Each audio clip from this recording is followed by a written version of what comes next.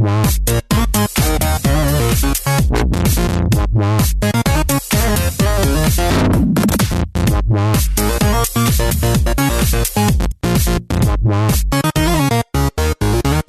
morning, good evening, or good day, and welcome to the zzUrban podcast, the home for Xbox achievement hunters and gamerscore junkies. I'm your host, Brandon Freeman, and thank you so much for listening. At zzUrban, we love gaming, and in particular, grabbing achievements and gaining gamerscore. We do news, reviews, and interviews. If it's about achievements, we'll unlock it. We may not be recording traditional shows over break, but we've certainly got content. And this week, we've got a new interview for you with an Investigations Team member over at TrueAchievements.com that we recorded quite some time ago. I'll also fill you in on all the new contests for January, and Tarragon and I talk about some other random things, I'm quite sure. You can find show notes for this show as well as previous shows on our website, zzUrban.com. This is episode 55.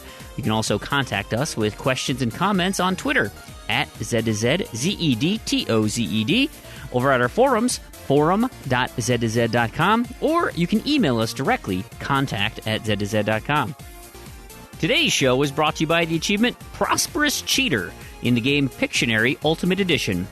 Now, despite having an ex-investigations manager on the show, and the zzUrban community does not condone cheating, some games will actually encourage you to do so. This particular achievement is in a game that of Pictionary that you need to finish it without actually ever drawing a picture. AquaPrince86 has a TA solution that details how you can get this and 4 other achievements at the same time.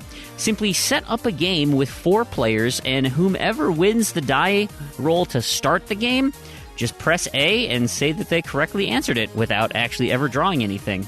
You do this for the entire game, and you've netted yourself 5 achievements. Special thanks to developer Page 44 Studios and publisher THQ. And if you, our fantastic listeners, have a suggestion for an achievement sponsor, let us know. You can contact us via Twitter, of course, at zzUrbanSpaceman. Come chat with us over at Discord. That's discord.me/zzUrban. That is one word.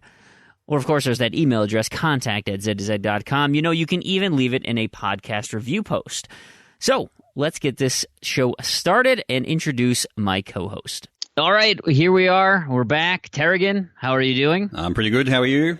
Fantastic. It's fun now. So it's the new year. We're together, the two of us. We hadn't actually planned on recording something, but my brother is a giant flake and you know, bailed out on me. So that's still coming. Don't worry about that. What the hell? What the hell, Freembro?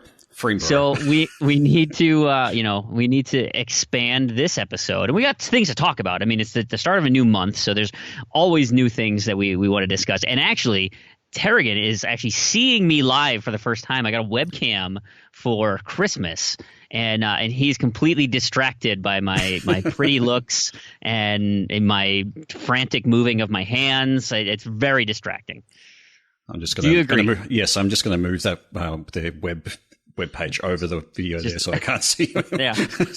Too much, man. Too much. Yeah. Too much for him, right? You not only am I just all over his ears, now I'm invading his face, and it's just too much. Which I hear that at times. I get that. I totally get that. But we wanted to, just kind of touch base. We had such a great response from the last episode 54, our big thank you episode, which I apologize in advance. In hearing it, I was like, man, we rambled quite a bit. But everything I wanted to say, like I felt like I needed to say multiple times because it was so important to me. And I will admit I am so happy with the response that we got from everybody in the community. We've had so many people raise their hand and say, we love you guys. We want to help and support the show. How can we help? And so everybody who's reached out, I've talked to them already, and you guys know who you are. We're working on it. Tarragon and I are trying to figure out how that's going to go and what we need, and oh my gosh, we're so excited to have your help and your support. And then the new month, the new year, January brings a host of new things to do on the forums, and so we're going to kind of just go through some of the new stuff that's out there, both here at the intro and what we're regularly going to do is move it to the outro, so we don't need to bog you down in subsequent weeks. But since it's a new month, we want to get this involved. Before that, though, Tarragon, how was your vacation? It was very quiet and almost internet free. So you kept peeking into the forums and Discord. Don't pretend like you were unplugged. No, I wasn't, but certainly I had no consoles, and keeping my streak alive during that period was tricky. Dicey at best. Yes. However, I did manage it with a little help, but one thing that I did actually manage to get done, though, was the solitaire stuff. The solitaire streaks. Good for you. Yeah, so I managed to get perfection one, or you were holding off on that one though. Well, I wasn't sure if I was going to be able to get that because where I was didn't have access to video, so I wasn't going to be able to follow those video guides for some of the harder challenges. Sure. But I actually managed to get the last 4 days all of the challenges by myself without help, so I was pretty happy with that. Good for you, smart guy. Yeah. So Christmas, I didn't get Boxing Day, but every other day from there, I got everything all by myself and got the full perfection for the month, as well as the marathon, and so it's been a good month for solitaire. How about you? Yeah, not so great. I pulled a Freem on solitaire. Yep, I made it 28 days, and I was traveling. Yep, and I was on my phone like the whole time. I wasn't driving. Like I had every opportunity, and I missed it. And when I finally got around to doing it, I said, "Oh crap."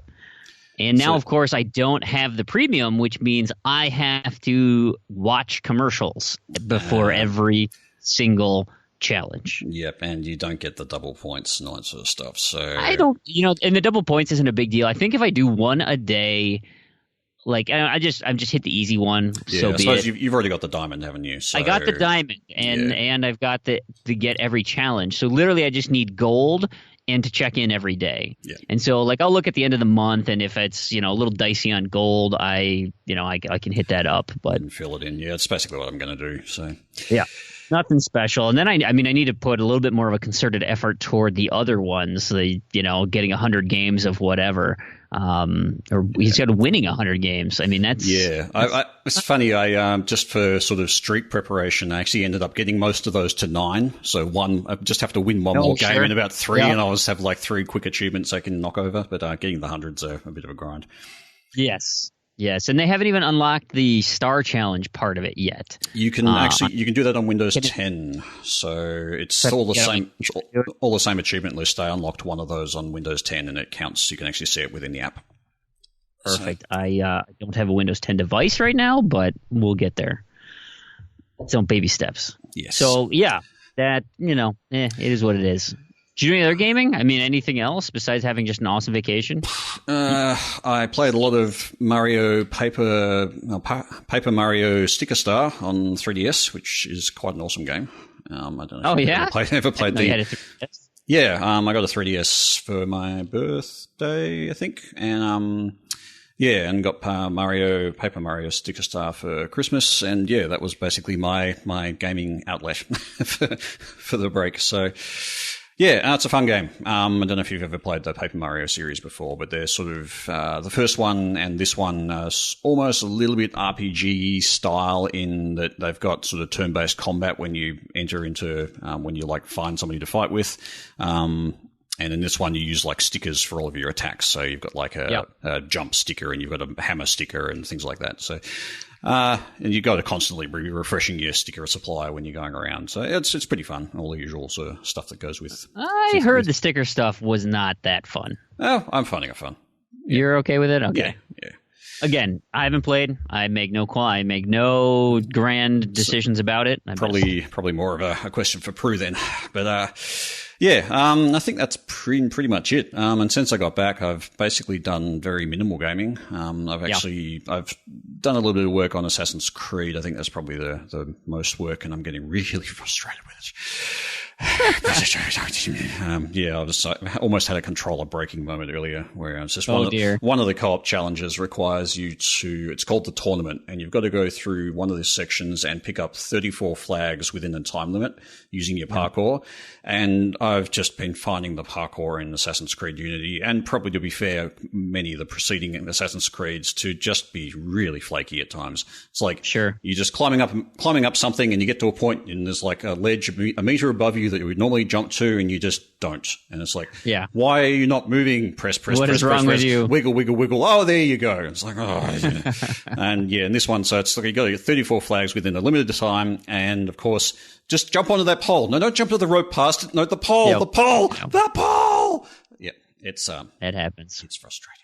God, I remember those where it's just like, get off of the awning. Would you just let it go? Yeah. It's why did you jump on the chair? I just wanted to run. Now I'm stuck on the chair and I can't get, Anyway.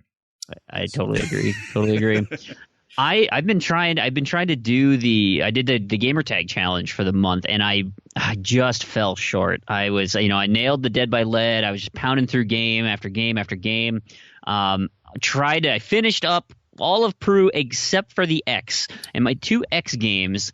I had X-Men, the game, or the official game, or whatever it's called, some stupid. There's X-Men, the arcades one, and I know I already completed that one.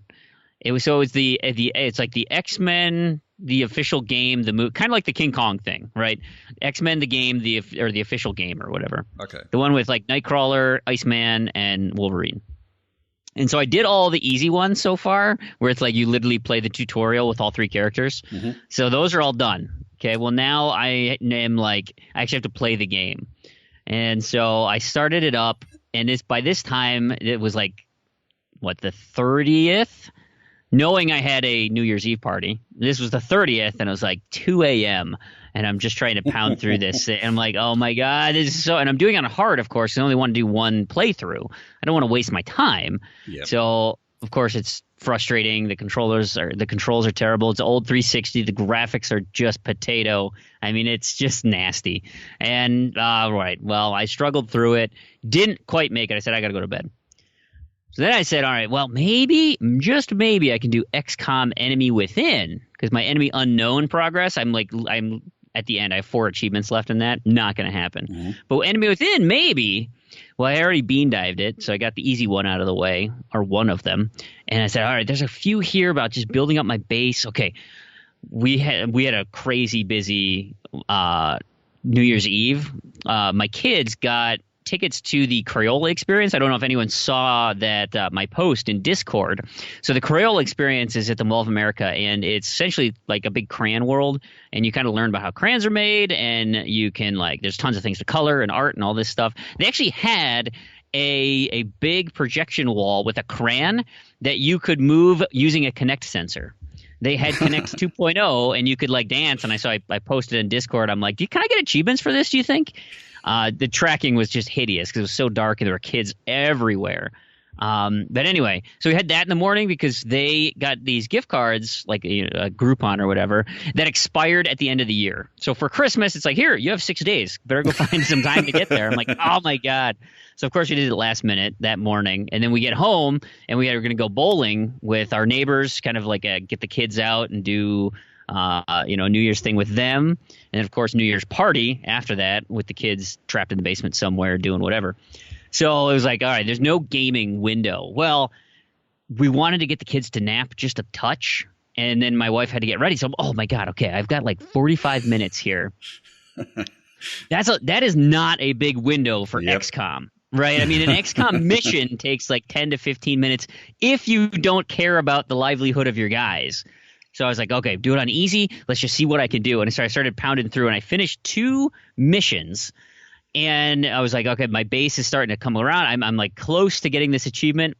And during the end of the second mission, the thing locked up. Oh. Shut her down. I'm like, no. I mean, it was such a travesty.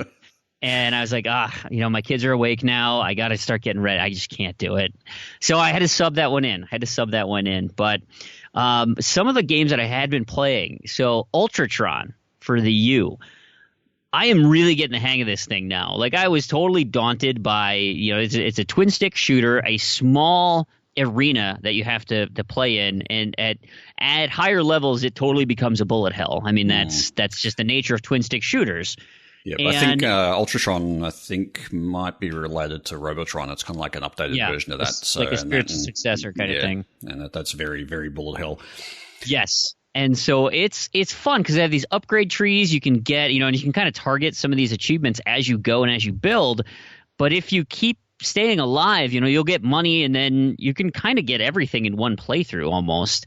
But it gets considerably more difficult. But once your ship upgrades and you've got some extra firepower around, life gets, it's still hard, but life gets a lot more fun. And so I really, really am enjoying that. And it's a great It's kind of a good pick up and play type game.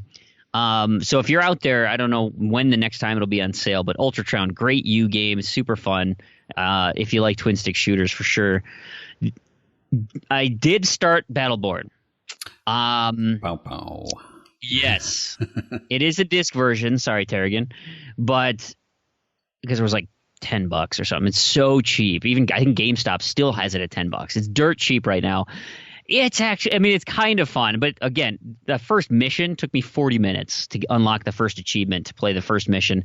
And it did the tutorial as well. But it was cool. Like, the mechanics are pretty smooth. It's not Destiny, but they're pretty darn fluid. More fluid than Borderlands, I would say. Although I guess I haven't played the most recent Borderlands. So I don't know if like the pre-sequel is pretty fluid and how that plays. I just think like the jumping mechanics and some of the movement in this one is a little faster, a little more streamlined, and the shooting is pretty nice. So keep an eye out. I think we'll have some type of Battleborn group out there. I'm looking for people to kind of play that with. So I know there's others in the community who also fit in that same predilection to play that. We'll see. Yeah, finally, I think I'll probably pass on that just due to time zone issues, because I'll just never ever meet up with you guys. But, I don't blame you. And a lot of those bad guys, which is unfortunate, are bullet sponges. There's a couple mechanic things I've seen, but nothing that, again, I played 2 bosses, so it's nothing like crazy, but anyway, the final thing, and actually I have a session for it tonight when we're done here, is Diablo 3 on the 360. So going with the stack. I did not purchase Ultimate Ultimate Evil Edition on the 360. I purchased it on the 1. I don't know if I'm going to go for the 3-way stack because the achievements don't carry over. Your characters do. Right, so if I get a level 30 hardcore character and a level 70 whatever normal character, and I play through on Inferno difficulty and get all the achievements in the 360 version, none of that carries over to the Ultimate Evil Edition, except the fact that you've got a 70 level character and a hardcore character that's already well on his way to 70.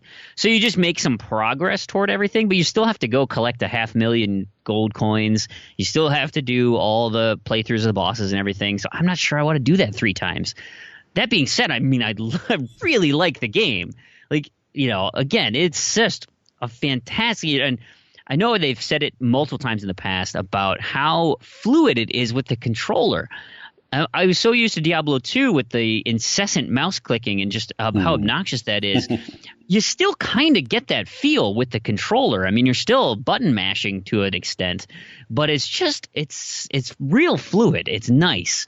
I still get confused about, and I actually died yesterday or earlier today because I forgot that L bump was the potions.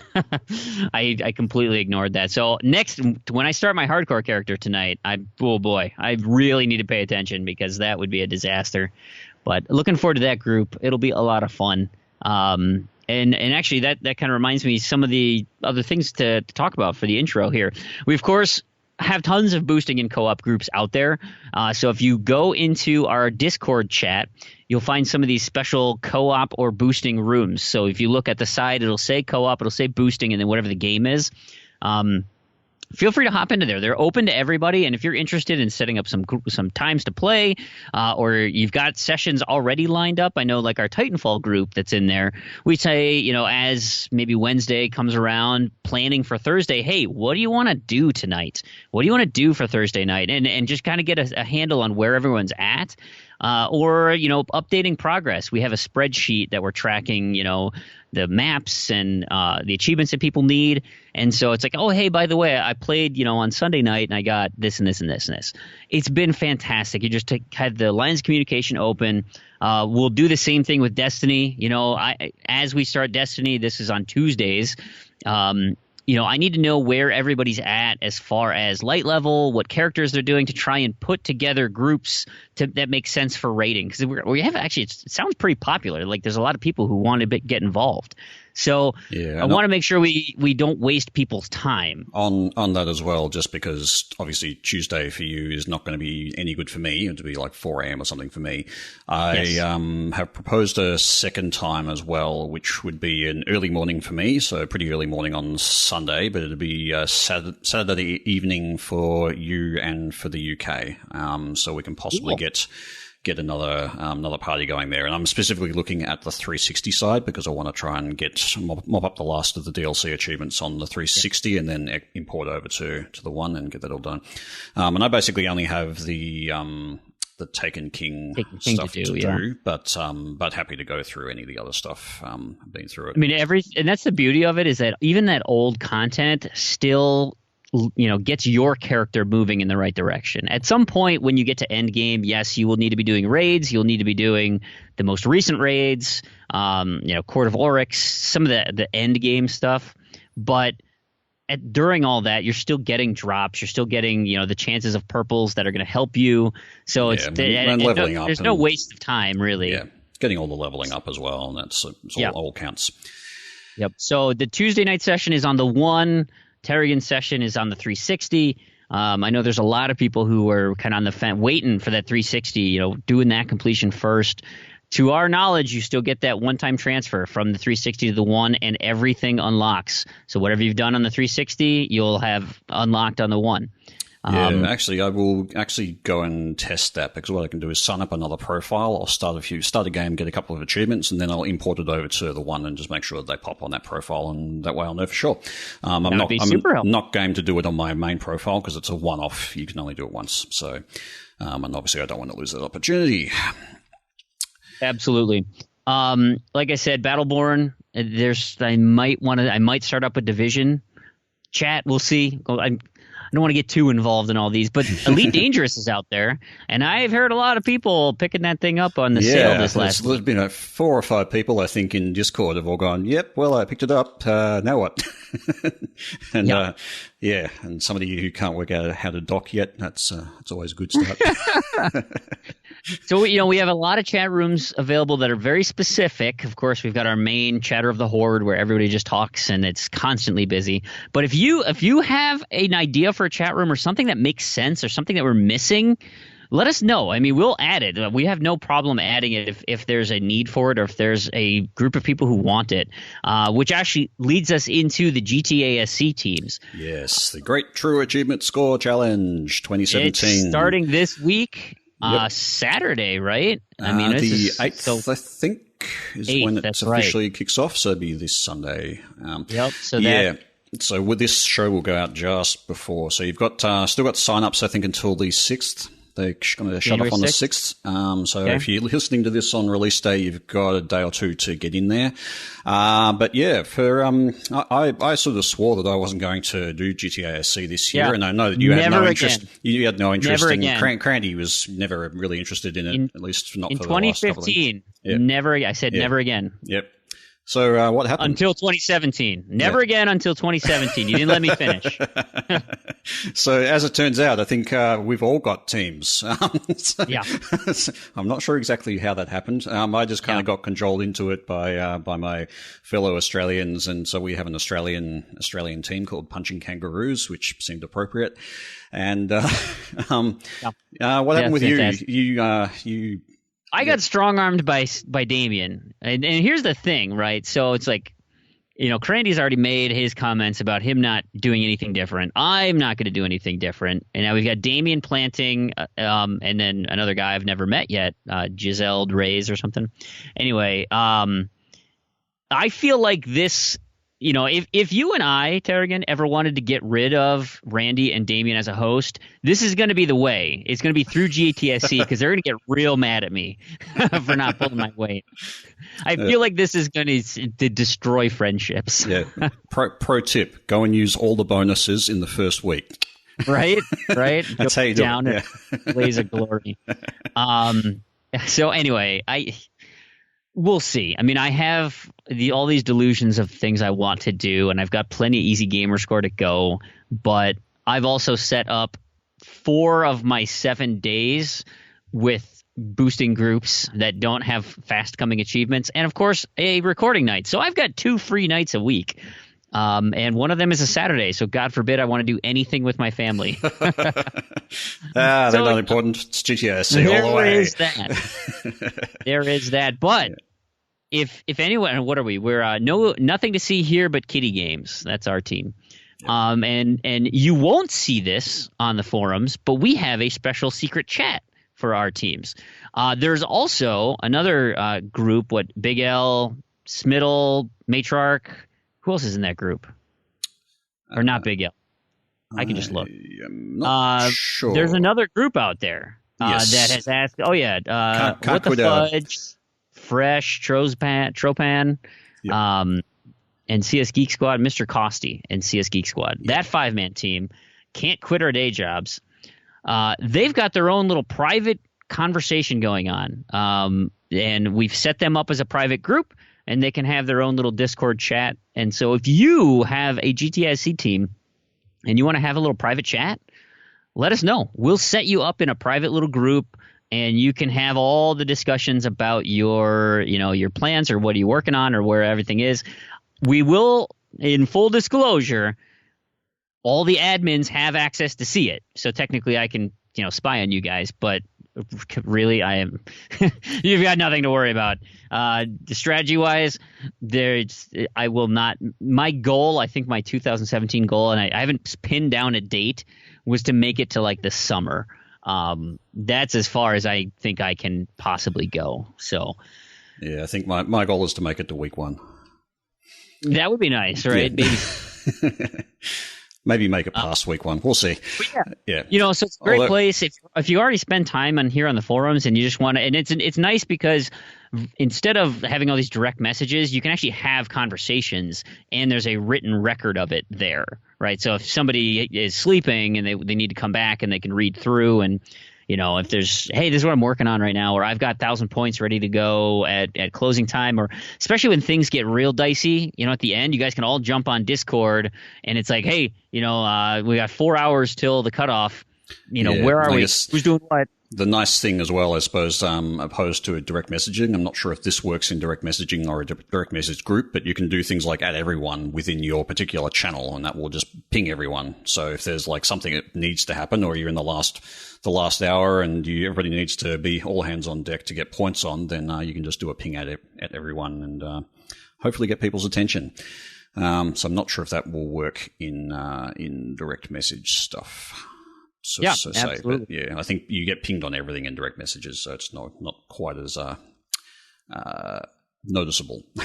Yeah. Yep, absolutely. So I'm looking forward to it. It'll be fun, I think. I don't know. It's funny. I've actually started a Word document with notes on stuff, and I am actually preloading. Believe it or not, it's kind of like it's begun. Because I played through Batman: Arkham Asylum, and I was getting to the end, and I thought, yeah, of course I'm just playing this through on hard and doing everything along the way, and it's like, well, I could just not do all the last little things and save that. And I've got, it's like, sit on them. Yeah. So I've got about 1,000 TA just sitting there on Batman alone. So it's like, it's a starting point. We'll see. Oh, wait, I'm giving away all my strategies. Yeah. But yeah. So, I swore I was going to be casual, but yeah, we'll see. Right. It has a way of sucking you in. Another thing you might have noticed on the forums is, so I've gone ahead and changed many of the contest taglines to say active. and then the name of the contest. And so you will know at any given time what an active contest is. And so if you're curious about any of those, you can actually do a search up in the top bar, the little magnifying glass, for active, and you'll get ones in the title that have active. They'll populate first. Then I'll say closed when we're done with those. And so it should just make life a little easier on the forums to find what contests we have going on, because there are so many. And I want to draw your attention to a new one that we have. zzUrban has reached out to me and said, "Hey, I got a kind of an idea of a thing I want to run this whole year. Are you okay with it?" Dude, I'm totally cool with it. And so he has launched. It's going to be a year of contests every month, kind of like the community challenges. And he's launched the first one called Welcome to the Future. This is for the month of January. And the way it works this month is you are going for 2017 gamer score. That is your goal. And you're doing it in consecutive achievements. So what you do is unlock your first achievement, and that essentially starts your earning streak. And you can earn, I mean, you could, if you sat down and played 2 games to completion, I mean, there's 2,000 points right there. Boom, right in a row. And then you've got to hit the 17. That's the key. You got to hit it on the head. And so if you say, all right, energy cycle, first achievement, that's mine. Boom, 15 minutes. I got my 1,000. I'll do Avatar. Boom, 15 minutes. There's my next 1,000. Now I need to find 17 gamer score in the next X many achievements. Okay, so a 10-pointer, a 5-pointer, and 2 1s. There you go. They have to be in a row like that. So if you go for that one and unlock a 5-pointer, well, then your first achievement falls off. And hopefully that was a 5-pointer. Because if it was a 20-pointer, well, now you're a jumbled mess on the end. So that's kind of the idea is can you plan something out to hit 2017 on the button in consecutive achievements? Just reading that. So it's basically like getting a rolling 2017 gamer score from some point within the month. Is that how I'm understanding it? Bingo bongo. Yep. So yeah, it's probably worth, if you've already started earning a lot of points this month, and you probably will if you're in GTASC in particular. Yeah, you can probably just look back over. I guess the tricky thing will be actually working it out by looking at your achievement list. So yeah, I can imagine a bit of spreadsheet work might be happening there. Yeah. Anyway, it's interesting one. It is. It's kind of cool, and I think the key is going to be getting those. The 2-pointer or the individual 1-pointers to get to that 7, getting that weird number in there, and then just making sure that lines up appropriately. So you do have to pay attention to it. You're likely not going to get it by accident. That's for darn sure. So my thing is, can I get 2,000 gamer score in a month? Yikes! I'm not sure that's in the cards for me, but. Thank you, zzUrban, for that. And he has said, this is him and his out of his pocket and everything. So he's opened the door to us hosts, Tarragon. If you're interested, we're eligible for prizes. Ooh. Yeah, Ooh. Right. So there you go. Other than that, you can go to our forums. We've got our traditional prizes, our Gamertag Challenge Redemption Denied this week or this month. The community challenge is Disney Infinity. Remember, those servers are closing in March, so finish those things out. Of course, that's just the multiplayer achievements or the online-enabled things. There's plenty of single-player stuff you can unlock well after March, but this is a good enough reason. They're relatively easy to do. Might as well get it off the table. And then, GTASC is right around the corner. And the great random to-do list. Tarragon, how many people do we have in this thing right now? I think it's sitting on 98, because I had to cull a few because there were about probably 8 or 10 people who got dropped off the lists last month, and I've had a couple of those come back. But so we had gotten over 100 or touching on about 110 or something like that. It's dropped under and coming back up again. So yeah, it's about 100. So there is 133 gamer tags on here. Of course, yes, like you said, some of them have fallen off. Yep. But yeah, 133. That's awesome. Yeah, so that's the full lifetime. The current active is sitting at come on, spreadsheet. Sitting at it's exactly 101 at the moment active. Bingo! And Look at that action. And I've got at least 1 or 2 more requests to join. So there we go. Hey, and this is a great chance here. Plenty of opportunities to get in. There's always prizes, for just participating. So get in, get involved, have some fun. It's random, it's casual, which I think is really enticing to a lot of people. I'm looking at my list. There might be 1 or 2 in there. A little sneak peek at another 2017 goal is not to get kicked out of the random to-do list. That is my goal, is just not get kicked out. Do the bare minimum to not get kicked out. Yeah, I'm noticing a few people who are just getting there with their 1 for the month each month. And it's like, just staying on it. Like Crandy just got 1 last month, I think. So yeah, I did too. My 1999 one. Anyway, so... it's whatever. I'm having fun with it. There's so many contests out there and things, and how I want to focus my gaming. I wish I had more time to do all this awesome stuff, but man, that's always the issue, right? Not enough time. Time. So it's interesting. It's only been like 2 days, 3 days that it's been up, and we've already got somebody who's unlocked 11, and somebody behind them who's got 10. So. A couple of people going for it. So LD or Elder has got 11, and Stushniken's got 10. So they're already battling it up to the top. Guys. Nice work. Not sure what's going on with Chin Doctor. He's been a bit quiet this month. Only got 4. He's on holiday. Yeah, I suppose. Yeah. Actually, didn't he have to work? I think he had to work early on New Year's Day. Did he? Might explain I think so. Yeah. I happen to know because there were a lot of messages in Discord that I needed to pay attention to. I don't know. I was called at Freamwhole a bajillion times. And so, I had to see what was going on. And so I caught a lot of the conversation at 2 a.m. You don't get that a lot. Oh, glorious. So final thing before we move into the interview that we actually have recorded for this show is... in regards to the next episode 56, we are going to get into I've already mentioned a few of mine, but our gaming goals for 2017. And the forum post for that there's a ton of replies on there. And I'm so happy to see all of your gaming goals. Of course, there are gamer score numbers we're all trying to hit. There are true achievement numbers you want to hit, number of achievements you want to hit. There's a lot of different things out there. I've seen some challenges to overtake me this month or this year. Great. Good on you. I'm kind of a pushover, but I'll do my best. I'm in GTASC mode now, so, maybe I'll be scoring. No, that's not going to happen. But, so keep populating that list. We'll go into some of the community ones the next episode. And, of course, when we poll all the hosts together, we'll talk about our own goals for the upcoming year. Tarragon, anything special that you – are you going to do any non-gaming goals? Yeah, I think I will, but I need to put some thought into that.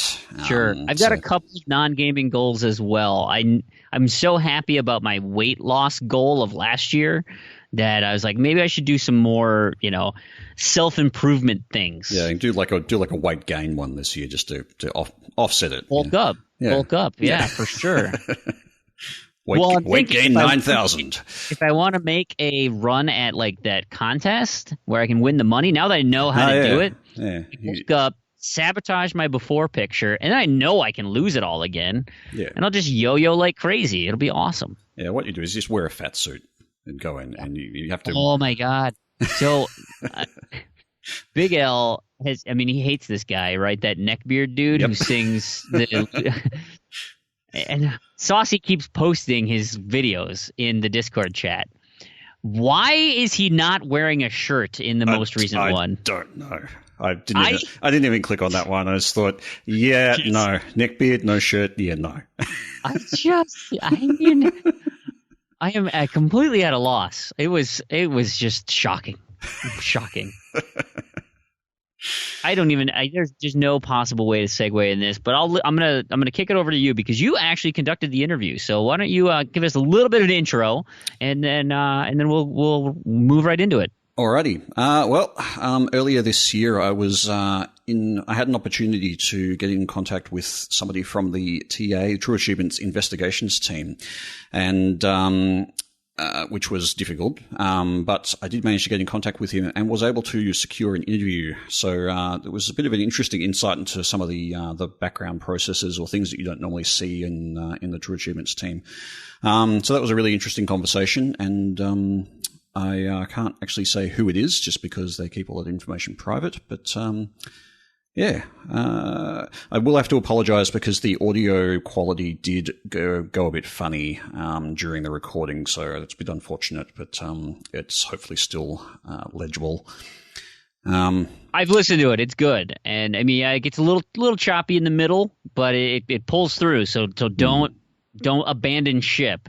There's just a brief window in the middle where it gets a little gnarly, but it does clear up at the end, and the end stuff is some of my favorite stuff. So yeah. So, and I've also just to protect you, this person's identity, I've also had to do some voice masking. So if it sounds a little bit funny, that might be why. That's true too. Yeah. So I think that's it. Shall we go on with it? Let's listen.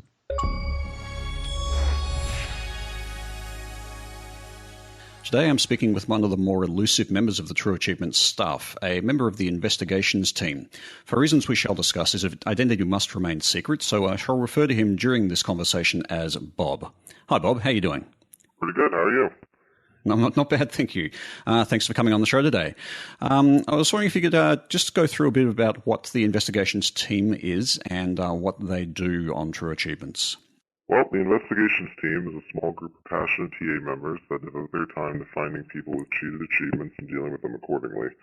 This typically involves altering their tracking status to remove all their achievements from TA ratio calculations and leaderboard positions on the site.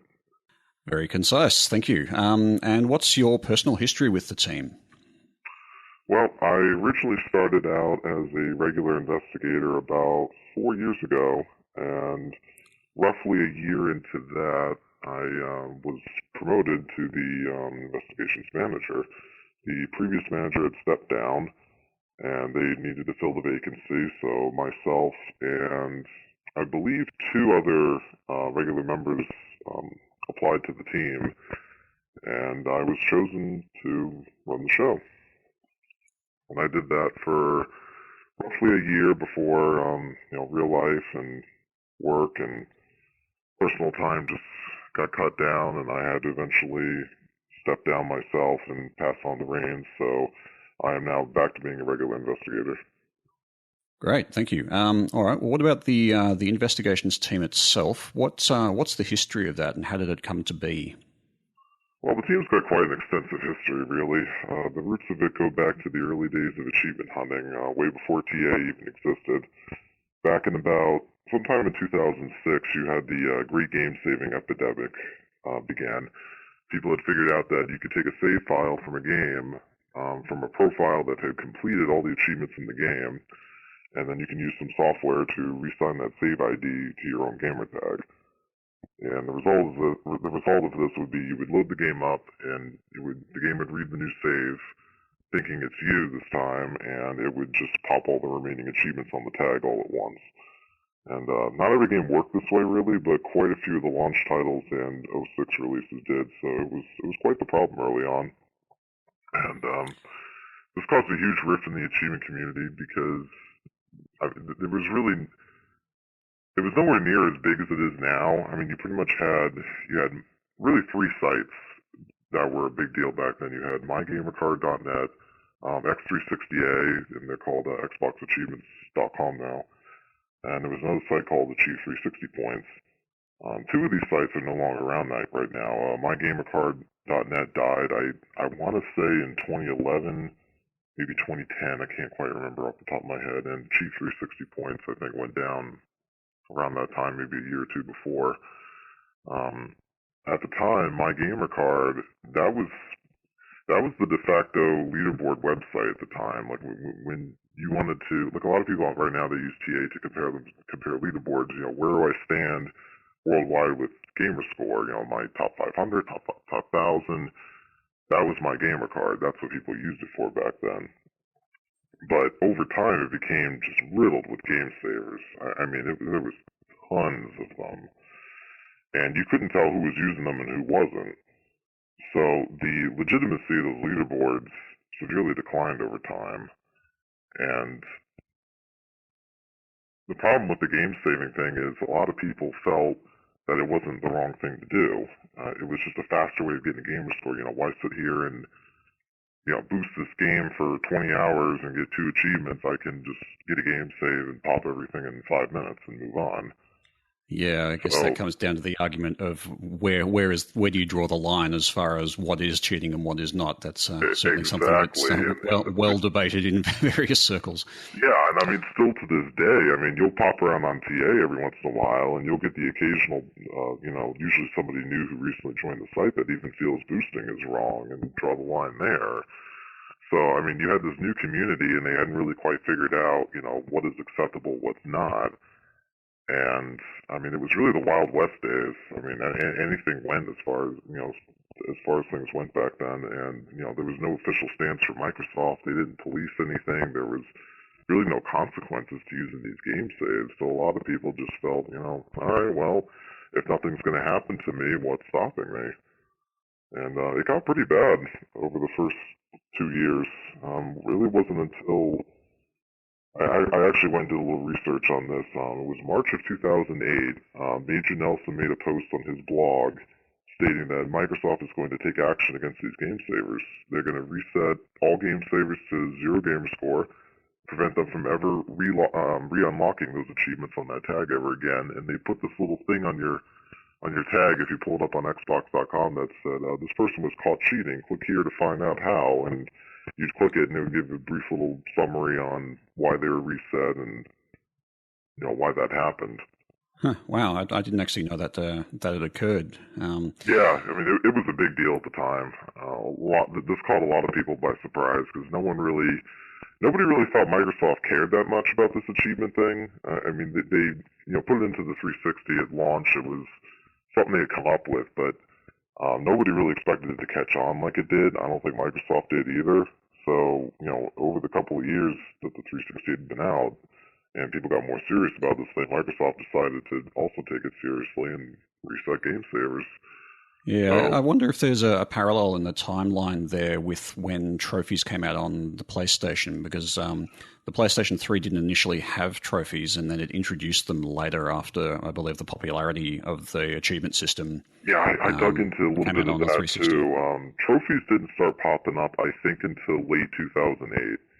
So this was a little before that, but roughly around the same time. And I think Sony had the same reaction as Microsoft. They're like, wow, people really like this achievement thing, and so they incorporated it into their system. And then there's, of course, you got Steam achievements and iOS achievements and Android. Everything's got achievements now. So except Nintendo. And coincidentally, around the time that this line in the sand was finally drawn with Microsoft, where they were resetting all these people, you had TA had come to be. And so you had this new up-and-coming achievement stats tracking website just after all these cheaters got released. I mean, it was the perfect timing, really, because for the first few months, TA was pretty much cheater-free. It was really, the people that knew about the site were hardcore achievement hunters. All the game savers had just gotten reset, and it was a nice little honeymoon period for the site. But, as time went on, a few months go by, and cheaters started infiltrating the site left and right, and thankfully Rich had the foresight to do something about it because, this problem completely killed my gamer card.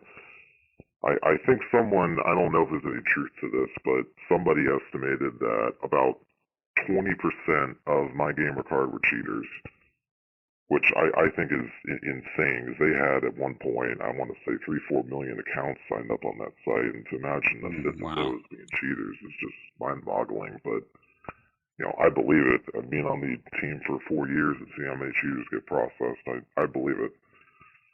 So thankfully, Rich had the foresight to not allow cheaters on the website. The investigations team has pretty much always been very secretive. The identities of any of the members are not known, and that's, as far as I know, it's been that way since the inception of the team. Yep, that's correct. Why is that? What's the purpose of that? Well, there's 2 big reasons. The first is to protect ourselves from abuse. If our names were to go public, nobody on the team would want to be on the team because you would just have a never-ending onslaught of venom directed at you. The regular investigators don't see it that much, but the investigations manager, he receives about 20 PMs a day. Most of them are appeals or just asking questions about the investigation, standard stuff, but I mean, quite a few of them get really nasty. I mean, I know when I was doing it, I got death threats multiple times.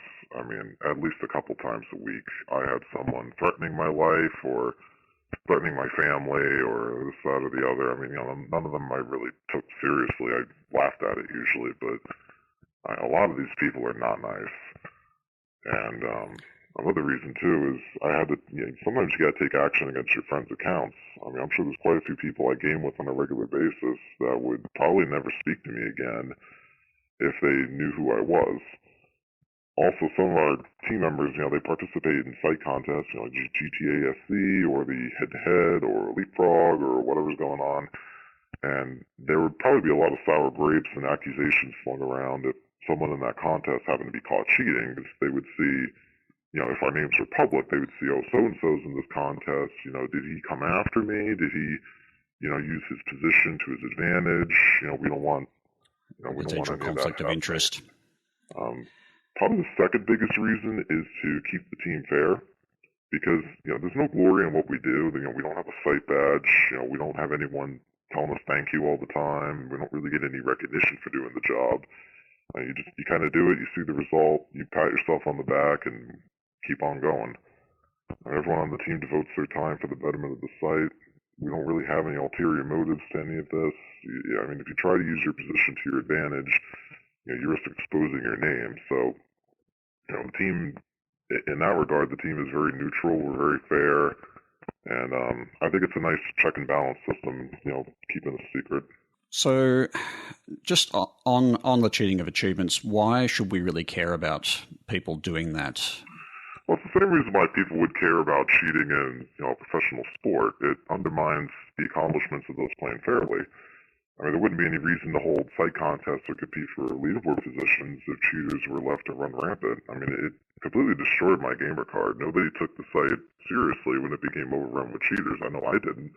I was on there for, early on, 2006, 2007. I eventually left because, what's the point? I can't, if I'm showing top 500 or something on that leaderboard and I know there's thousands of cheaters on it, where am I? Am I top 300? Am I really top 200? I don't know. It doesn't mean anything. Yeah, I can certainly relate seeing. Yeah, I can certainly relate seeing certainly leaderboards in games that get hacked like that. Particularly, say if there's a leaderboard that has. It's like a time trial and people have hacked it so they've got sub 1 second completions and that's the entirety of the top 100 on there, and then you start to get the real people. I mean, it's obvious that top 100 is just cheated to get there, and it kind of devalues the work that the real people who are trying to that was an actually issue too. I mean, I'm sure anyone who's checked leaderboards, they've seen games where top 50 or whatever, obviously cheaters, and it's like, okay, where's the real top star? And even back then, you had this issue, like, who's really number one here? I mean, everyone, I believe Stallions pretty much held the number one position for the majority of this time, but he was not number one on my gamer card. I mean, you had an army of cheaters ahead of him. So, you would look at it at the time, okay, where does this leaderboard truly start? And who's legit in between? You had no way of knowing. But on TA, you don't have this problem because of, we have our investigations team, and we get cheaters off the leaderboards. You could be rest assured that your leaderboard positions are fairly accurate. The other big reason is the ETA ratios. If you have cheaters, they affect the ETA ratio calculations. I'll use Graw as an example because it's mentioned on this podcast all the time. At the time, as of yesterday when I checked, World Champion was sitting at 24.47 TA ratio. Now, if I add 20 cheaters to that list and run the calculation to determine the ratio, it becomes 22.67. That's a pretty big loss with just 20 cheaters. Now, take this for example. We have a neat little tool on our team that allows us to recall any reports tagged with any achievement in any game. So basically, I could generate a list of every single person that was caught cheating world champion in Graw. And you want to guess how many there was? When I ran this yesterday, about 200. Oh, wow. 200 people. That's just one achievement in one game. And there's only about 30 or 40 people. I think you've actually got it. Oh yeah. I went and checked that too. I'm like, okay, if there's 200 people cheated, how many people got it legitimate? 121. But that's assuming everyone on there is legitimate, which I'm fairly certain. Everyone on there is legitimate. You've got 121 people who actually earned the achievement. I mean, it just goes to show you. I mean, can you imagine if those 200 cheaters were never removed? I mean, it would be a joke. What would be there wouldn't be any recognition or any. You wouldn't be proud of earning the achievement, really, if it's like, okay, over half these people are a cheater anyway. Everyone might assume I am a cheater as well. It defeats the purpose of the whole thing. I guess that does draw something we touched on a little earlier. It was like boosting is a bit of a contentious topic for some, where that is also seen as it's sort of cheating, because it's basically manipulating an online game in order to get the condition that you want.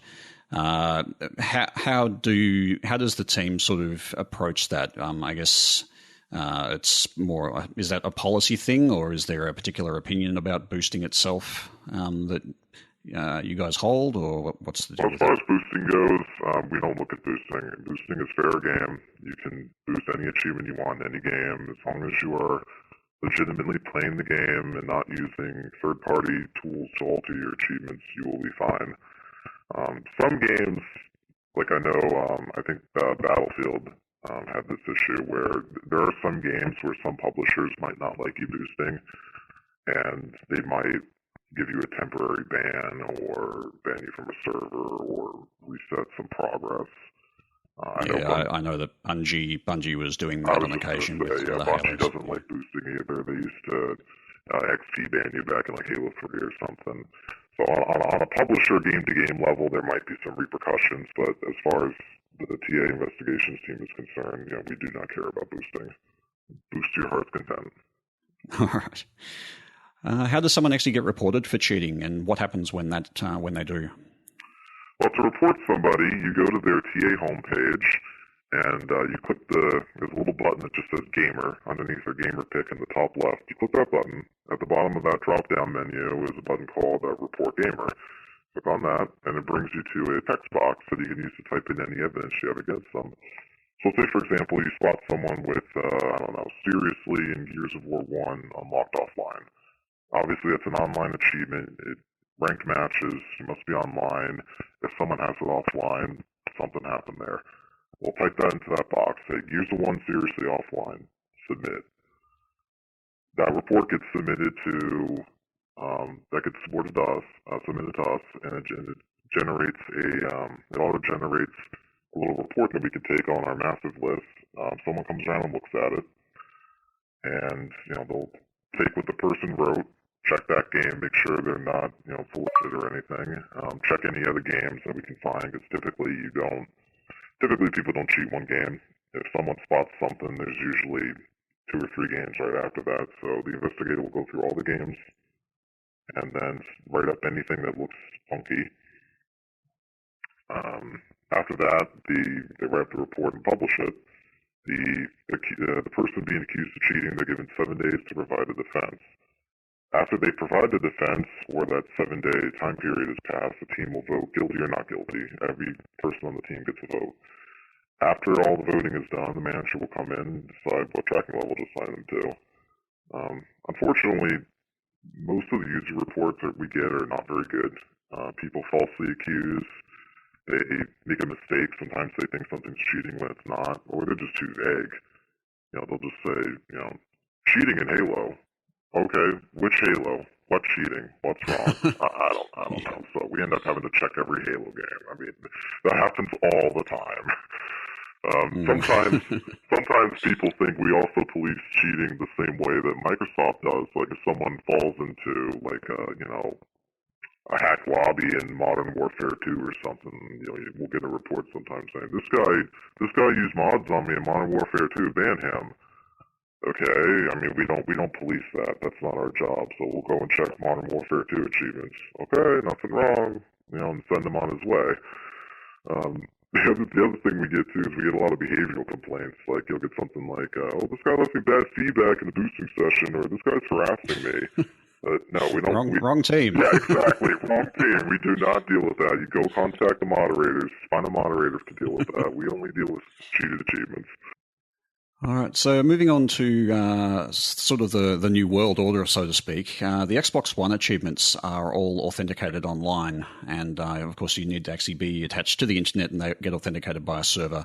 How has that changed how the investigation team has worked with achievements?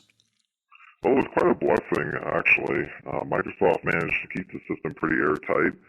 So we actually don't have to check any Xbox One games. Also, actually, Windows 10, I believe, uses the same system. So we could safely ignore those games. They cannot be cheated at this time. At first, though, we were pretty upset about it. I remember right when the Xbox One came out, we did some testing to see how the achievement system actually works. And one of the things we quickly discovered was if you go offline, and you play a couple games, you earn some achievements. The achievements will not actually unlock until you sign back into Xbox Live and they go through the server-side authentication process. And the issue here is it'll check all your achievements earned at once and timestamp them all at once.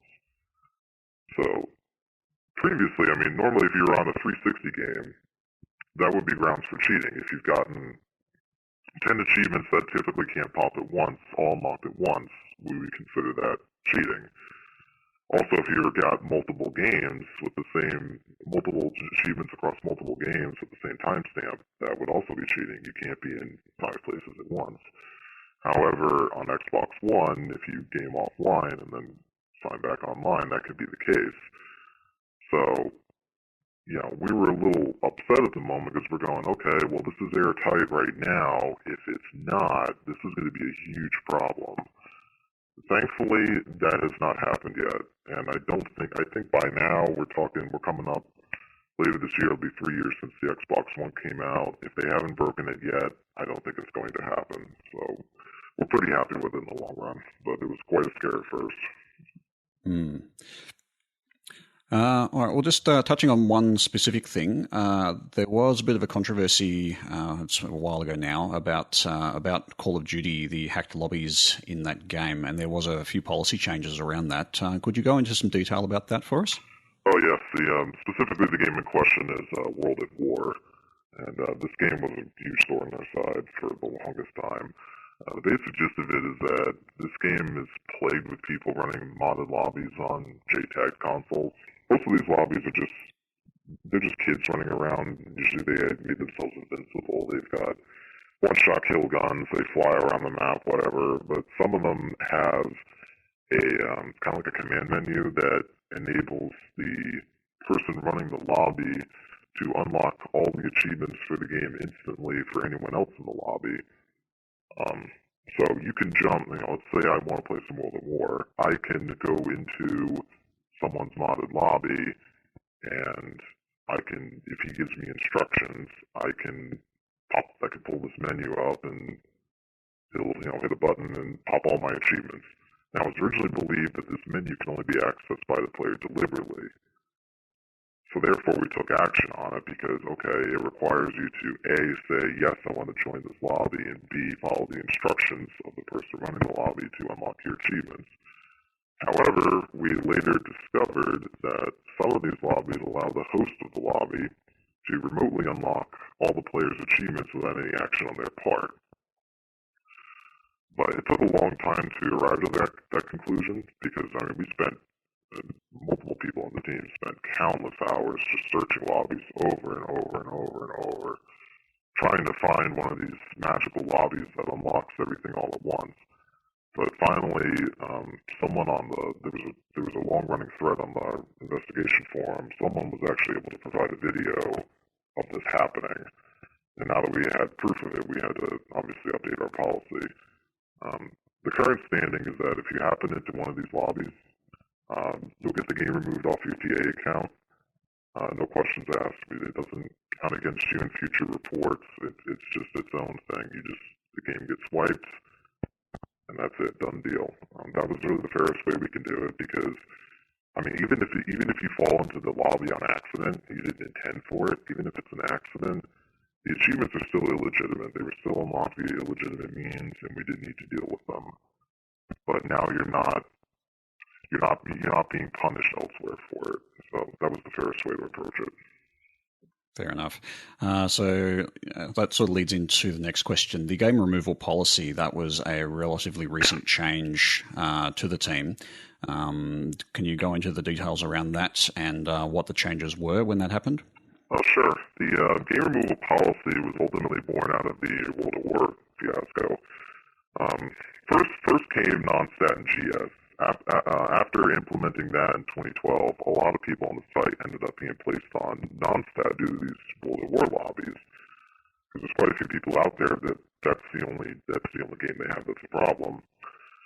So we would find so much that had all these achievements unlocked at once in World at War. Right up the report, they would say blah blah blah, modded lobby, wasn't my fault. At the time, we didn't realize that there are some of these lobbies, not all of them, but some of them allow them to remotely unlock, so we would have to place them on non-stat. And this upset a lot of people. We had a lot of people screaming at us till they're blue in the face that these lobbies they didn't intentionally access these lobbies. So over time, we came to a compromise and developed this game removal system for specific cases like this. We're going to say, okay, we don't know for certain if this was deliberate or not. We're going to give you the benefit of the doubt and allow you to remove the game. However, before it was officially implemented, the manager at the time, wasn't me, but my predecessor, him and Rich decided to open it up to all games, but we were going to have some guidelines to follow. And these guidelines were, okay, you can remove 1% of your total games played up to a max of 3. So let's say you have 220 games on your account, we would remove 2. 1% would be 2. But if your report had 3 or more games and you still only had 220 games played, you would have to go to either non-stat or GS. You would no longer qualify for the game removal. It was actually kind of interesting at the time because this was met with a lot of resistance from the rest of us on the team, including myself.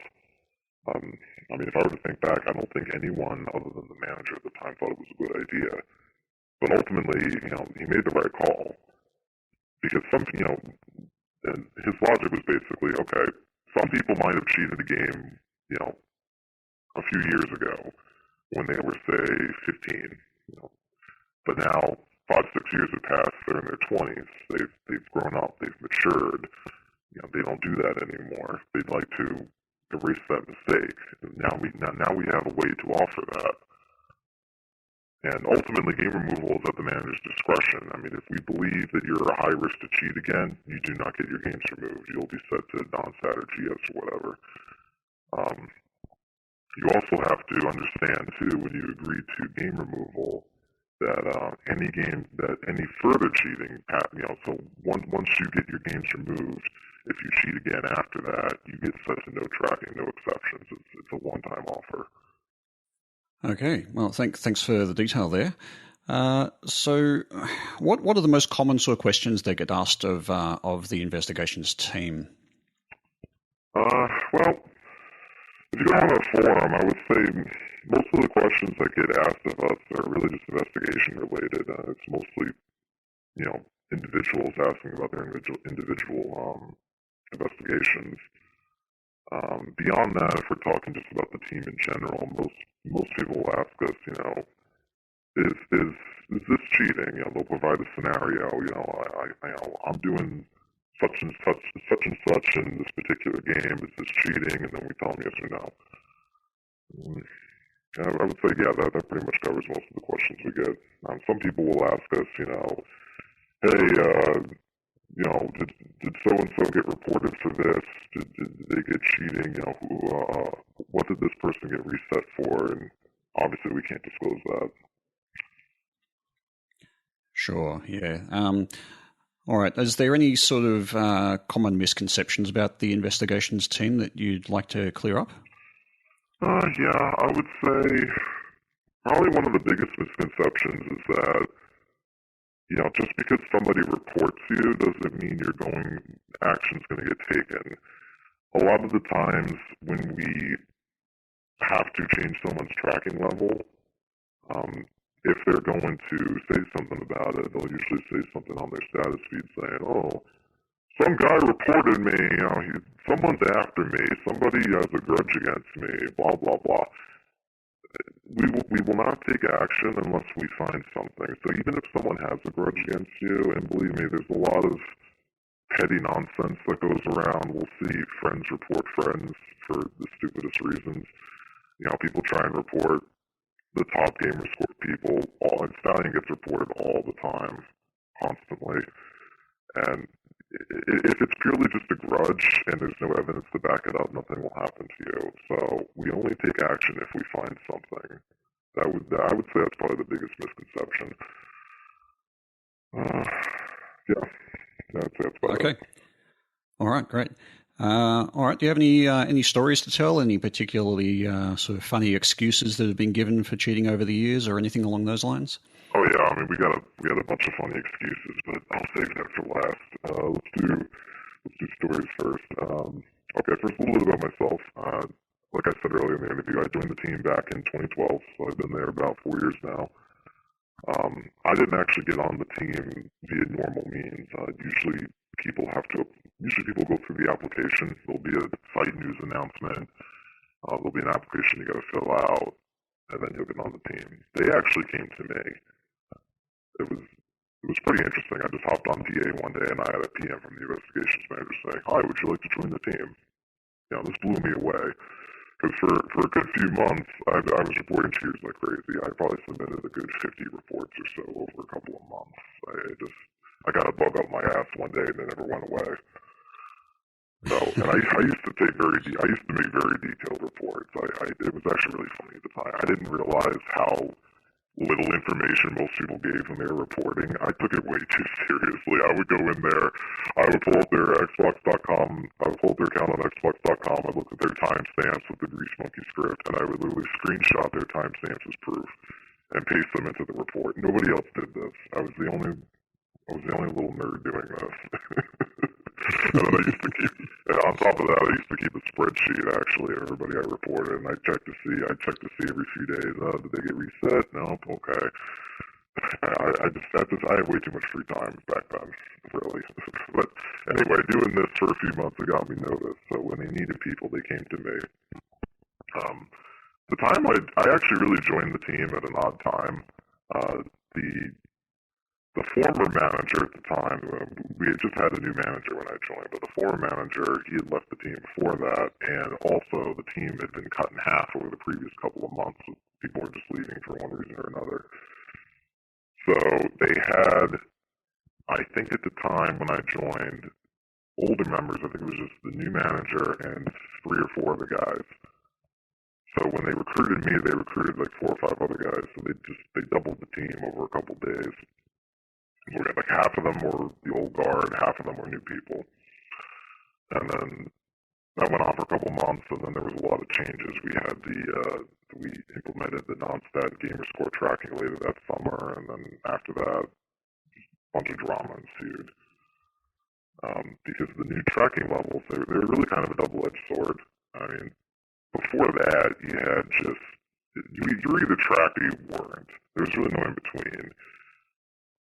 So this meant that some people with just a handful of cheated games, they had no access to the majority of the site features, because before we had these new tracking levels, if you had just 2 or 3 games cheated, you get set to no tracking. We wouldn't do that today.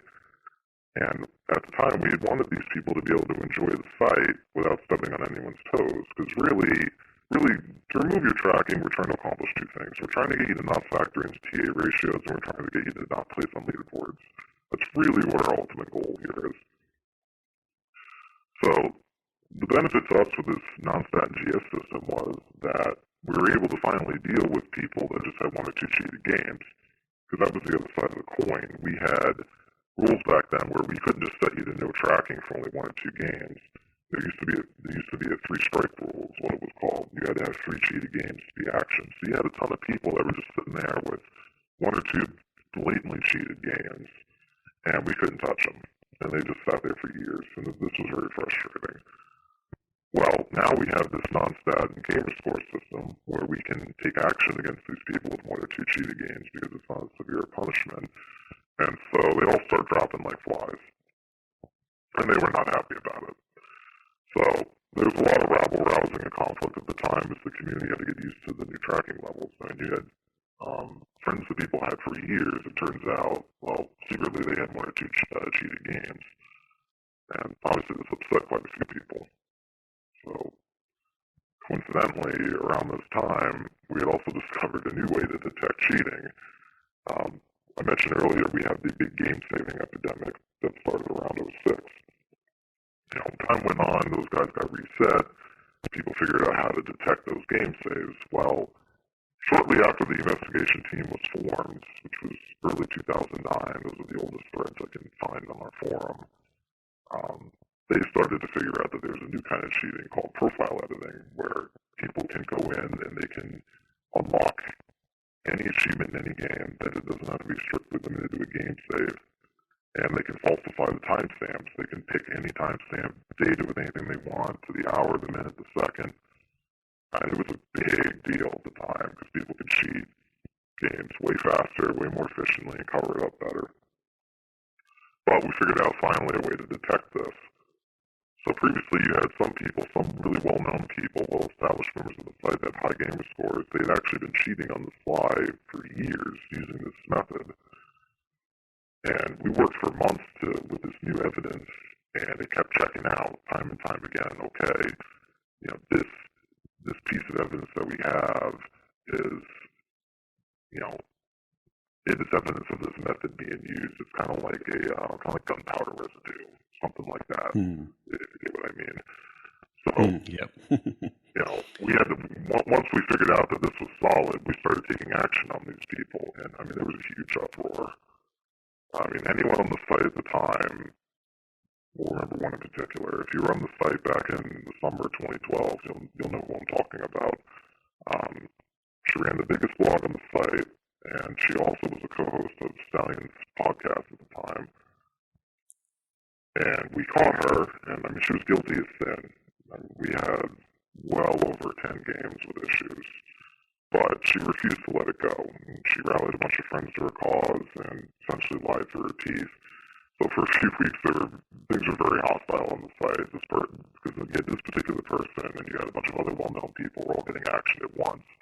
And they were rallying their friends, and they were throwing a fit on the forums, throwing a fit all over the place. And you had everyone was screaming, there's a witch hunt going on. Investigation team, you guys are a bunch of Nazis. And people were very upset. So you had some people actually left the site for good in protest, and they never came back.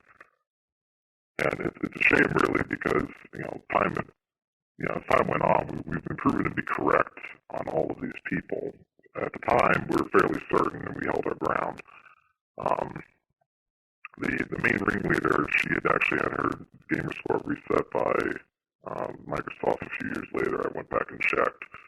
And she did actually get reset at some point. So I really, in hindsight, and even at the time, I kind of felt bad for all those friends that were really going to her and everyone else that were rallying to their cause because, they were being deceived. And it was a shame, really. That was definitely our toughest year. There was a lot of growing pains, but we came out better in the end for it. Thankfully, my time as a manager wasn't as dramatic. I kind of felt bad for the manager at the time then. He had a lot to deal with. We had all these new policy changes, all these new tracking levels, all these new rules, and all this drama. It can wear you out. It really can. I can imagine, and certainly as you need to keep it all in. Yeah, certainly. I can certainly imagine it being difficult, particularly if you have to keep it all within the team too. You can't discuss it with anybody else. It's all secret within the team. Oh yeah. That temptation's always pretty big. You've got, realistically, you've got a group of 10 or less people that you can even talk to this stuff about. if you're sitting there and eventually at some point, and I had to do this too, you're sitting there in party chat with some of your friends who are trying to boost a game or play a game or whatever, and they all start talking about these rules, and you gotta pretend not to know as much as you do, because you gotta keep your position secret. So it's a tough balance to keep. Let's see, what other stories do I have? One of the other new, I had quite a few ideas that I brought to the team. One of them was, after we had this non-stat gamer score thing come about, I had an idea for, it was kind of like a probation period, is what I called it at the time. Because one of the things that drove me nuts was you would have someone would preload a bunch of cheated games, and by a bunch I mean hundreds. They would come in with 500K worth of cheated gamer scores, sign up on the site, and just tank the ratios overnight, overtake people on the leaderboards, and it would be sometimes a day or two to get rid of them. I thought this was a big problem, and a lot of other people did too, because you used to see a complaint every now and then. Someone would say, why hasn't someone reset, Sniper 420, whatever, he's clearly a cheater. Investigation team isn't doing shit. Come on, people would get upset. So I had an idea for this bot scanner.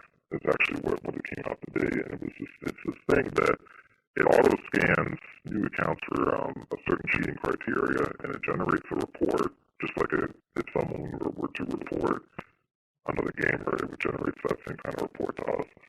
And it auto assigns these accounts to non-stat until an investigator can look at it. And this helped tremendously because new cheaters now, they never even hit the leaderboards.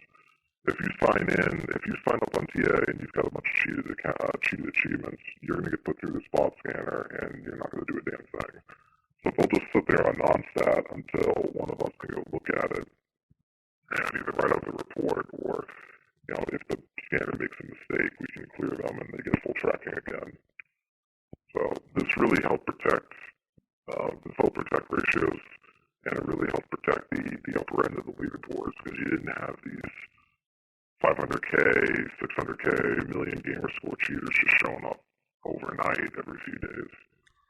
Yeah, and particularly for people like myself who keep an eye on the top 25 on those leaderboards, having people just suddenly appear on them is a bit unnerving. It's impossible now because realistically, anyone that's got, if you're talking top 25, was that the top 600K or something like that? I think at the moment, anyone that's got that much gamer score, they're on TA.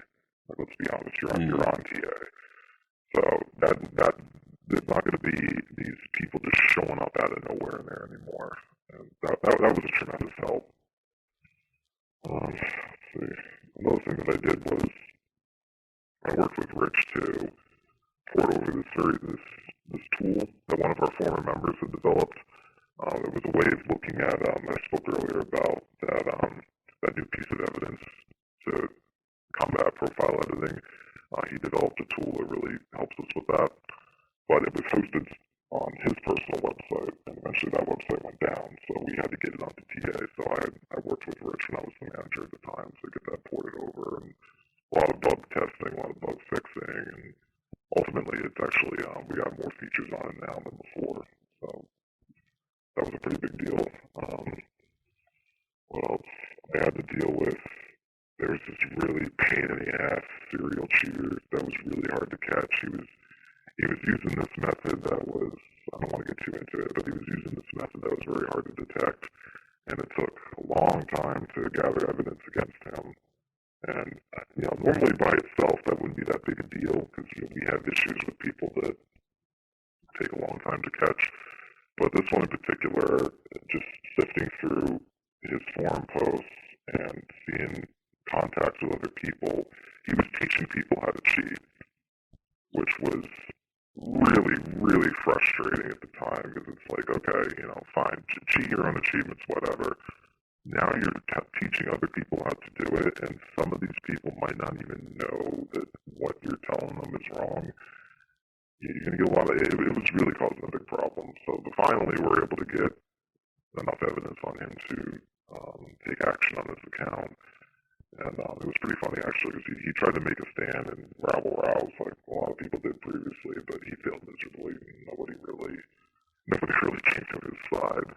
And he ended up leaving the site for good a couple months after we took action on him. Let's see.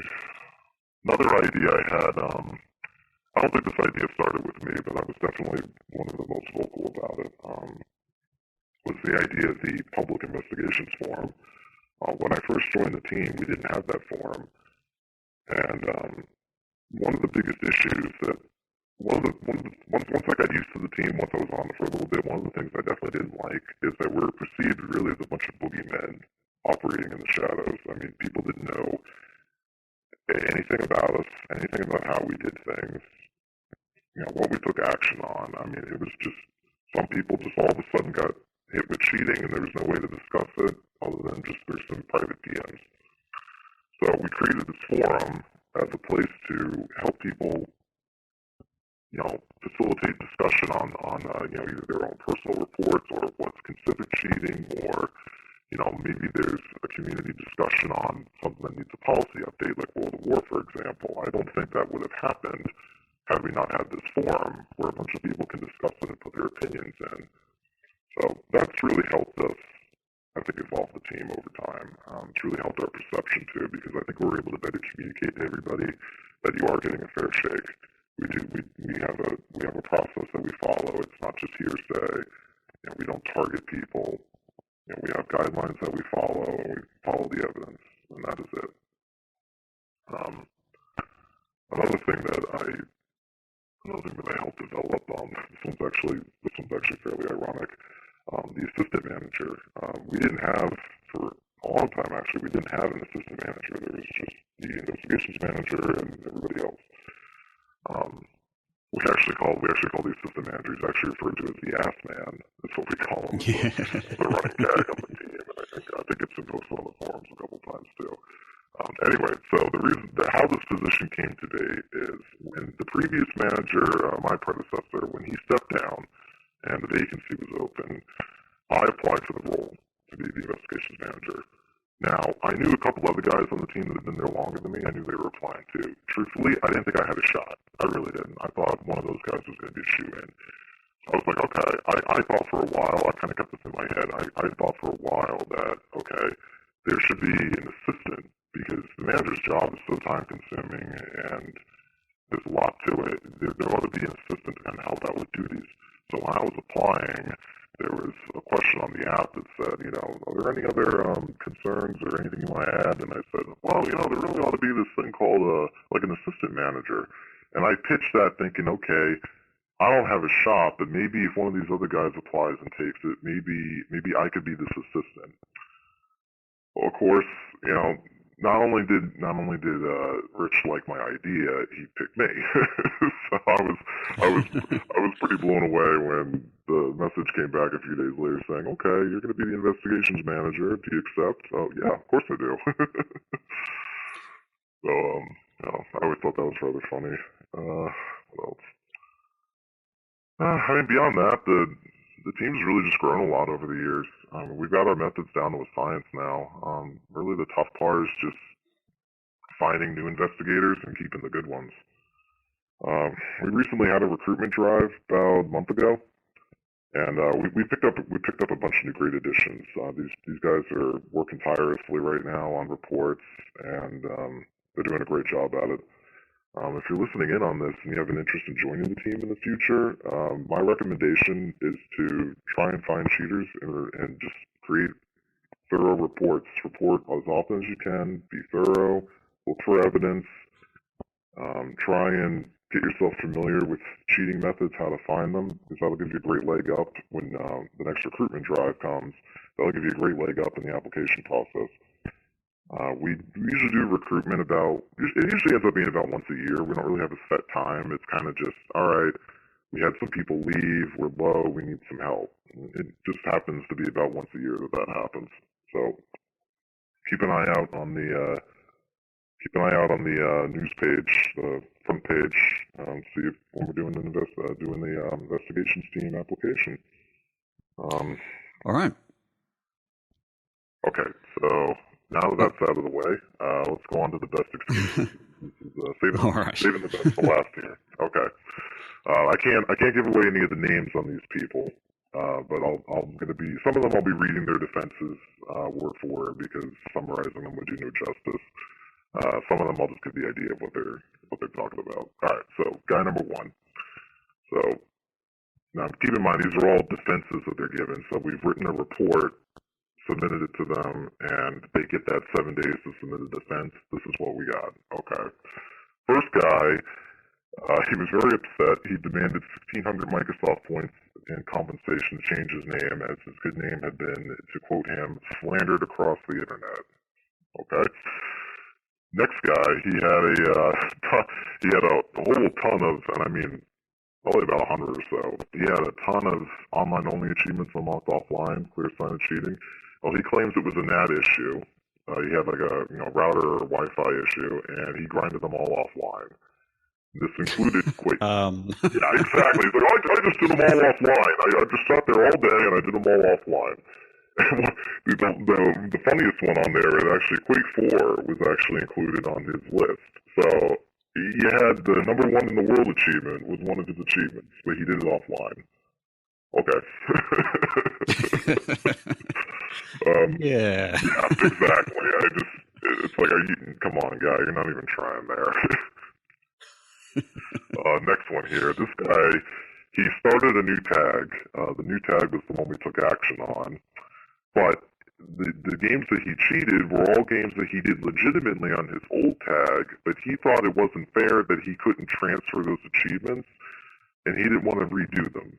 So he just modded them all onto his new tag and thought that'd be okay. All right. Then next guy. All right. So this next one, he only cheats World at War, which is really not that big a deal. I mean, if you just cheat World at War, you get the game removed, and that's it. No questions asked. Okay. This is one of those ones I'm going to read word for word. All right. In all capitals.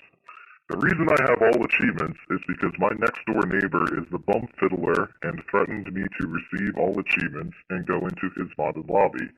I had no choice but to receive everything, otherwise I would have gotten heavily penetrated by a 60-year-old man.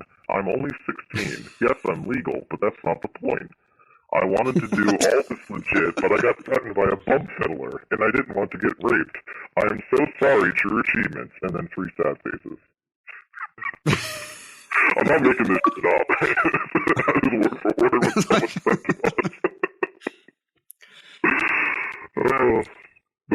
I'm not really quite sure how to respond to that one. Yeah, we actually have a thread on our forum that's a collection of all of these that we just think are utterly hilarious. This one went on for a while. I mean, you have to laugh. I mean, I don't know what you can just say to that. So we reset his tracking level and just laughed at it for a good while. And that's actually, bum fiddler has actually become a running gag in the team now. Like anytime someone gets upset, it's like, oh man, you're bum fiddling again.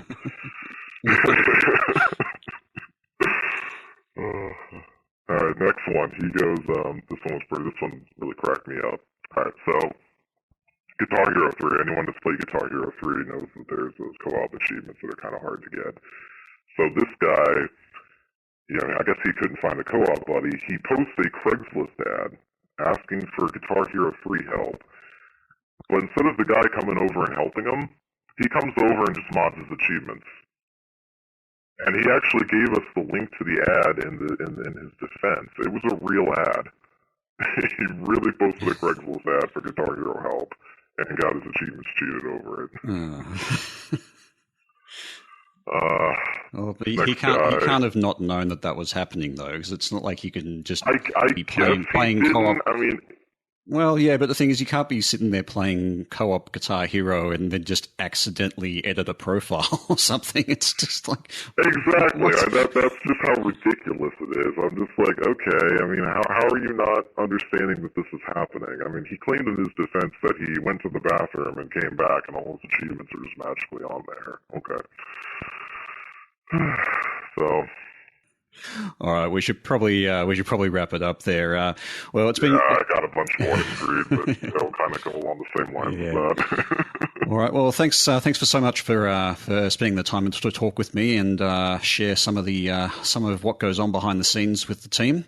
You've been listening to Bob from the investigations team. Thank you for being on. Yeah, no problem. Great to be here. Great to be on the podcast. I'll look forward to listening to it. Right. All right. Thank you. All right, fantastic interview there, Tarragon. I appreciate that. That was awesome. Like I said earlier in the show, I've got another interview myself lined up, and we've got a few other things in the works for some interviews. So hopefully these things all pull together. We have so much fun talking to others, in the gaming world, that we want to continue that tradition. As far as the outro goes, I want to kind of bring the community roundup stuff here. Now, we talked a ton about it at the front end, so I'm not going to repeat it now. I will mention, since the start of the month, you still have an opportunity to go back and put all your achievements from December. Make sure you get them in the forum so I can look up my typical my day that I roll all the winners is around between the 7th and the 10th. So you got to get everything up to date before that, so that I can make sure you're included if you did anything toward our contests. I'd hate to for you to miss out on a chance at winning some currency codes or whatever we have in the world that's out there. I think that's going to do it for this episode. So thank you so much for listening. I hope you enjoyed it. We've had a ton of fun putting it together. Hey, if you could help us out, please give us a rating on iTunes, Google Play, whatever you happen to listen to this podcast on. It'll help us reach more people. We would greatly appreciate it. Of course, our website, zzUrbanSpaceman.com, is where you can find show notes, credits, links to things that we've talked about during the show. And there are so many ways that you can get in contact with us. I've mentioned Twitter on multiple times, at zzed, ZEDTOZED. We've got email, contact@zzed.com. You can send us private messages through TrueAchievements.com, but even better, you can send us a private message on our forum, forum.zzed.com, or private messages in Discord, discord.me/Z2Z. That's all one word. Like I said, we are so approachable, so easy to get to. You can even use Xbox Live if you wanted. I get messages everywhere, and it's so great to hear from the community. And I will do my best to respond to all of those, because you've taken the time. I owe you that. Big thanks to all the sites and tools that help us make this show: Libsyn, Discord, Trello, Twitter, Discourse, Zencastr, Skype, and of course True Achievements. They've all given us wonderful tools to make this show happen. And a quick shout out to all the sites and games media that have helped us make this podcast a reality. You guys do so much work for us. And last but not least, Microsoft for the awesome Xbox console. So on behalf of Tarragon, and this has been Brandon, and to all you achievement hunters and Gamerscore junkies out there, thank you so much for listening, and we will see you next episode. Later, dudes.